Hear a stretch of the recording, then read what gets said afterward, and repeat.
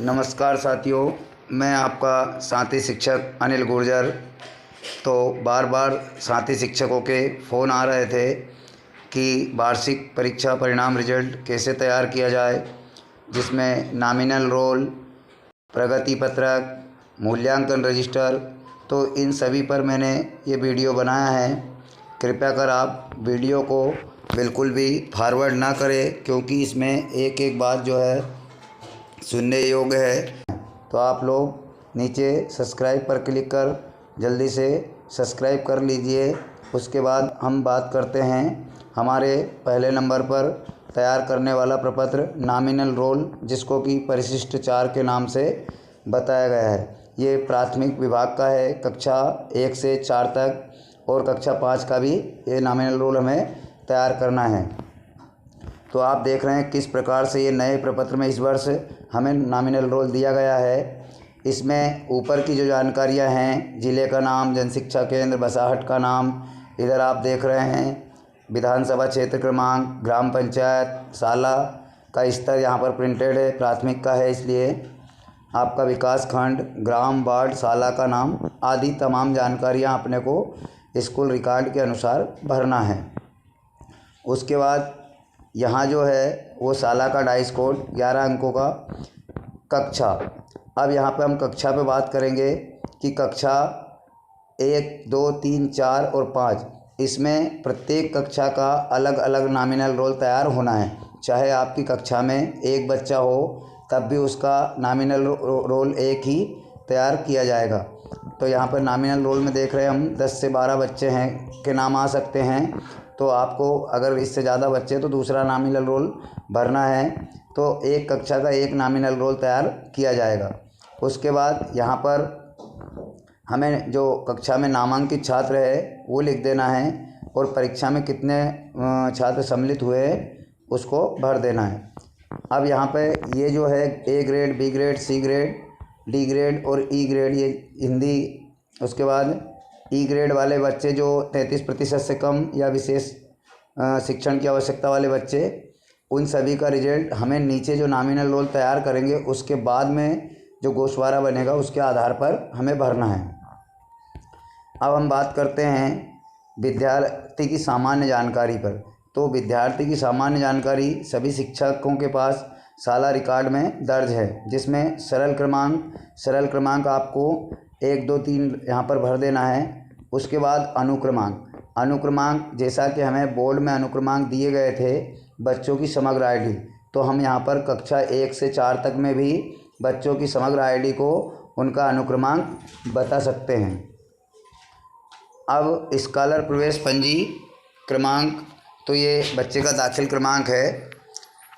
विद्यार्थी का नाम, माता का नाम, पिता का नाम, उसकी डेट ऑफ बर्थ और जाति में हमें उसकी जो कैटेगरी है SC, ST, OBC, जनरल। बच्चों के नाम किस सरल क्रमांक में लिखना है इसका भी हमें ध्यान देना है। बच्चे का नाम हमें पहले तो हमें कैटेगरी वाइज हमारे बच्चों को लिख लेना है, SC, ST, OBC और जनरल को। उसके बाद जैसे बोर्ड में अल्फ़ाबेट पैटर्न दिया था तो हम भी यहाँ पर अल्फ़ाबेट पैटर्न बना सकते हैं। पहले SC के बच्चे ले लेना है, फिर ST के बच्चे, उसके बाद OBC और जनरल, और उनका फिर उन्हें हमें तैयार कर लेना है। अब यहाँ चलते हम बात करते हैं अंकों की, जिसके बारे में साथी शिक्षकों को बार बार समस्याएं आ रही थी। अब शैक्षिक क्षेत्रों का मूल्यांकन, अर्धवार्षिक परीक्षा प्राप्तांक। तो ये आप सभी को मालूम है, हमारा जो शैक्षिक क्षेत्रों का अर्धवार्षिक प्राप्तांक मूल्यांकन था वो था प्रतिभा पर्व में हमें 2 भाग दिए गए थे, लिखित और प्रोजेक्ट। तो यहाँ पर हम देखेंगे, यहाँ समझने की बात यह है कि कक्षा पहली और दूसरी, उसके बाद तीसरी चौथी, दोनों का यहाँ पर अलग अलग आएगा, क्योंकि कक्षा पहली में हमारे पास किसी भी प्रकार से प्रोजेक्ट कार्य नहीं था। जो उनके 5 प्रयास के और 5 अभ्यास पुस्तिका की वर्कशीट थी, उनमें लिखित वर्क ही हुआ था। इसलिए आपको ध्यान देने योग्य बात यह है कि बच्चों का लिखित में ही उनको पूरे नंबर देना है, उनको प्रोजेक्ट या इस प्रकार अलग अलग डिवाइड नहीं करना है। उसके बाद हम चलते हैं, यहाँ पर हम जैसे बच्चे ने 30 में से जो भी अंक प्राप्त किया, तीसरी चौथी की बात करें हम यहाँ पे, तो तीसरी चौथी में बच्चे ने जो 30 में से अंक लाए वो हमें यहाँ भर देना है। उसके बाद 20 में से जो प्रोजेक्ट कार्य में से अंक, इसका सारा रिकॉर्ड आप लोगों के पास उसमें अपने प्रतिभा पर्व के रिकॉर्ड में है साथियों। उसके बाद शैक्षिक क्षेत्रों का वार्षिक प्राप्तांक, ठीक ऐसे ही आपको मालूम है हमने 60 अंकों का प्रश्न पत्र लिया है और 40 अंकों का बच्चों ने प्रोजेक्ट कार्य किया है।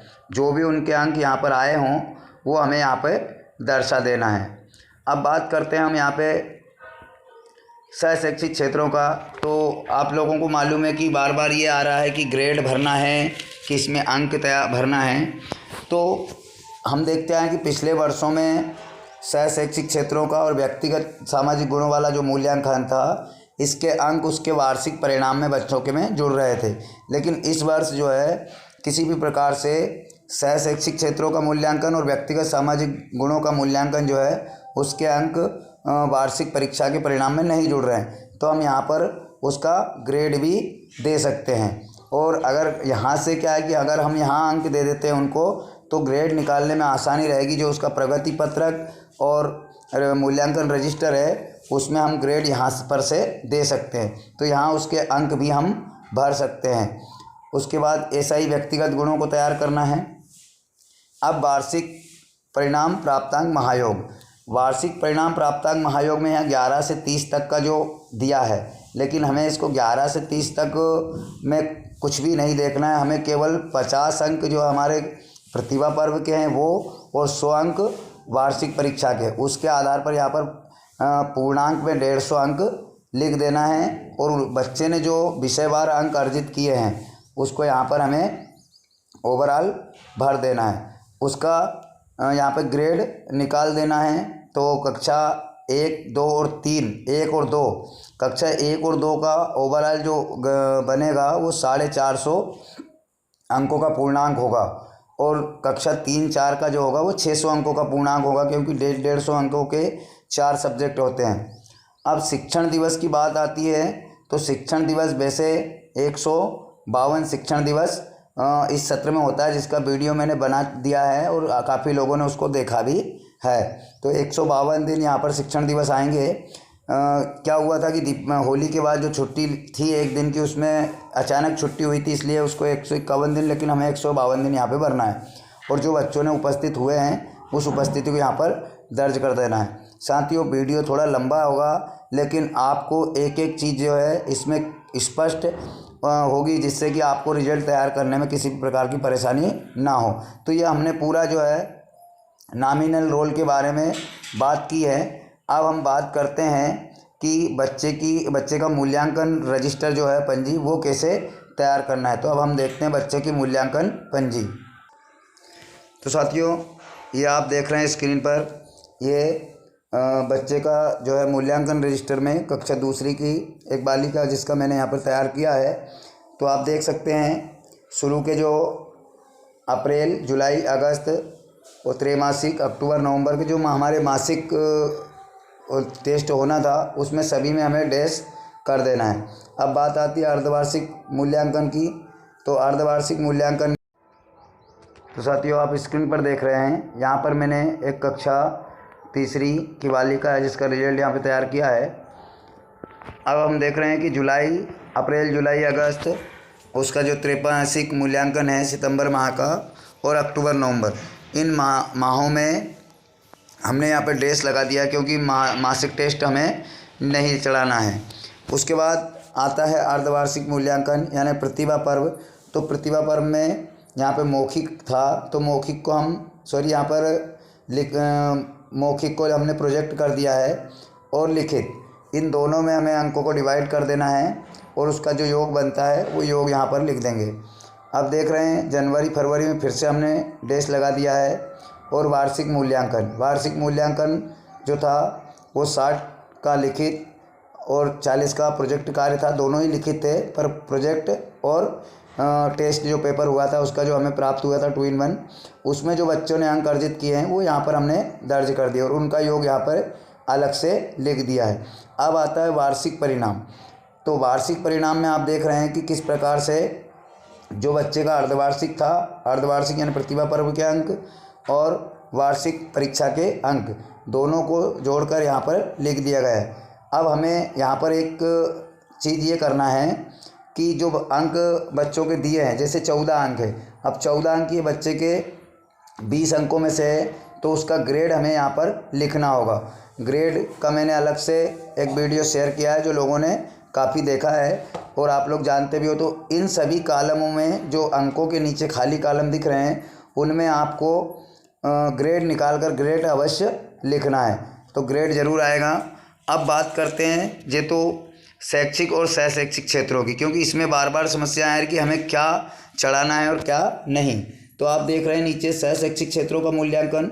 सह शैक्षिक क्षेत्रों के मूल्यांकन में हमें शुरू के जो 3 माह हैं, अप्रैल, जुलाई और अगस्त, इसमें हमें डैश कर देना है।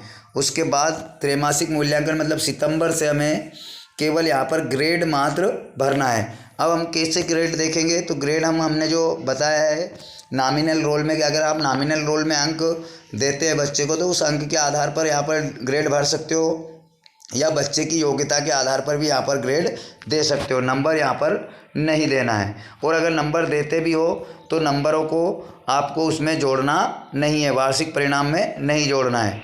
अब इस प्रकार से पूरा शैक्षिक और सह शैक्षिक क्षेत्रों का आपने देख लिया है कि आपको इसी प्रकार से पूरा तैयार करना है। अब बात आती है शिक्षण दिवसों की। तो शिक्षण दिवसों को आप यहाँ से पर भी देख सकते हैं कि कितने दिन यहाँ पर स्कूल खुले हैं, या इसका अलग से भी वीडियो है जिसका कि आपको लिंक डिस्क्रिप्शन बॉक्स में दे दी जाएगी। और विद्यार्थी जो स्कूल आए हैं वो यहाँ पर चढ़ा देना है, कक्षा अध्यापक के हस्ताक्षर। अब शिक्षक का अभिमत, यहाँ शिक्षक अपना अभिमत लिख सकते हैं। पूर्णांक यहाँ पे आता है 600 का, 4 विषय थे 150 के, 600 अंक पूर्णांक हो गया। बच्चे ने कितने अंक प्राप्त किए वो प्राप्तांक हो गया, उसका हम प्रतिशत निकाल लेंगे। और वार्षिक परीक्षा परिणाम का यहाँ पर ग्रेड लिख देंगे कि बच्चा किस ग्रेड में आया है। उक्त विद्यार्थी को कक्षा चौथी में उन्नति दी जाती है। तीसरी की बालिका थी, ए ग्रेड में ये उत्तीर्ण हुई है और इसको हम चौथी में उत्तीर्ण कर दे रहे हैं। अब बात आ रही है कि हमने मूल्यांकन पंजी देख ली, नॉमिनल रोल देख लिया, लेकिन अंक सूची कैसे तैयार करना है। तो अब चलते हैं हम अंक सूची की। मित्रों, आप स्क्रीन पर देख रहे हैं प्राथमिक विभाग का प्रगति पत्रक। तो यहाँ पर आपको 2-3 चीज़ों को ध्यान में रखना आवश्यक होगा और उनको सुनना भी ज़रूरी है कि हमें किस प्रकार से सरल क्रमांक और बच्चे का अनुक्रमांक देना है। तो आप देख रहे हैं सामान्य जानकारी है, डाइस कोड, शाला का नाम, विकासखंड जो भी आपका हो और जिला। अब बात आती है सरल क्रमांक की। तो सरल क्रमांक में हमें क्या करना है कि जैसे बोर्ड ने कक्षा 5 के लिए 501 और जो बच्चों का नंबर था किस आधार पर नंबर कि हमने 65 प्रथम बच्चों कैटेगरी में डिवाइड करने के बाद में उसका अल्फ़ाबेटिकल सीरियल निकाला। उसके बाद में जो बच्चा फर्स्ट या सेकंड पे आया फिर हम उसे क्रमांक देंगे। अब उसके बाद आती है बात अनुक्रमांक की। तो अनुक्रमांक हमें बच्चों की जो आईडी है, समग्र आईडी, वो उसका अनुक्रमांक दे देना है। अब आधार क्रमांक, जो भी बच्चे का आधार क्रमांक है वो लिख देंगे। सेक्शन, कक्षा लिख देंगे यहाँ पर, कक्षा तीसरी। अब प्रवेश पंजी क्रमांक, उसका दाखिल खारिज क्रमांक, विद्यार्थी का नाम, उसकी माता का नाम, पिता का नाम, जन्म दिनांक अंकों में, जन्म दिनांक शब्दों में, जाति यहाँ पर दिया है आजा, अजाजा, पिछड़ा वर्ग और सामान्य। तो यहाँ पर हमें बच्चा सामान्य कैटेगरी का है इसलिए हमने पिछड़ा वर्ग का है तो हमने पिछड़ा वर्ग यहाँ पर लिख दिया है। बच्चे की ऊंचाई, उसका वजन और बाकी 2-3 जानकारियाँ जो है वो जो भी बच्चे के संबंध में हो वो हमें दे देना है। अब बात करते हैं हम यहाँ पर छात्र की समग्र आईडी। तो जो रोल नंबर हमने बच्चों का दिया है वही उसकी समग्र आईडी है, तो यहाँ उसकी समग्र आईडी लिख देंगे। फैमिली आईडी लिख देंगे। ये हमें लिखना आवश्यक है ताकि अगली कक्षाओं में बच्चों का आसानी से रिकॉर्ड मिल सके। हम देख रहे हैं अंक सूची का द्वितीय भाग जिसमें हमें अंक देना है। तो यहाँ पर इस साइड जो है वो शैक्षिक सह शैक्षिक क्षेत्रों के मूल्यांकन के बारे में हम विस्तार से चर्चा कर चुके हैं। तो जो भी बच्चे का ग्रेड आता है वो हमें जो दिया है वो यहाँ पर हमें फिल कर देना है। अब यहाँ पर नंबरों में बात करें तो यहाँ पर लिखा है प्रोजेक्ट कार्य मूल्यांकन 20 अंक के आधार पर ग्रेड। यहाँ पर जो पूरी अंक सूची जो है निर्देशानुसार ग्रेड में तैयार होनी थी, लेकिन हम लोगों को इस प्रकार से तैयार करना है रिकॉर्ड ताकि भविष्य में बच्चों को दिक्कत ना आए। तो हमने यहाँ पे 2-2 कॉलम बना लिए हैं, जिसमें अंक भी दे दिए हैं और उस बच्चे को ग्रेड भी दिए हैं। ग्रेड देना बहुत ही महत्वपूर्ण है, ग्रेड देना बहुत ही आवश्यक है। यहाँ पर अंक के बाद में एक ग्रेड का कॉलम आप लोगों को बना लेना है और यहाँ ग्रेड दे देना है। तो जो बच्चे ने प्रोजेक्ट कार्य था, उसका प्रोजेक्ट कार्य किसका, अर्धवार्षिक परीक्षा यानी कि प्रतिभा पर्व का प्रोजेक्ट यहाँ पर 20 अंक का था।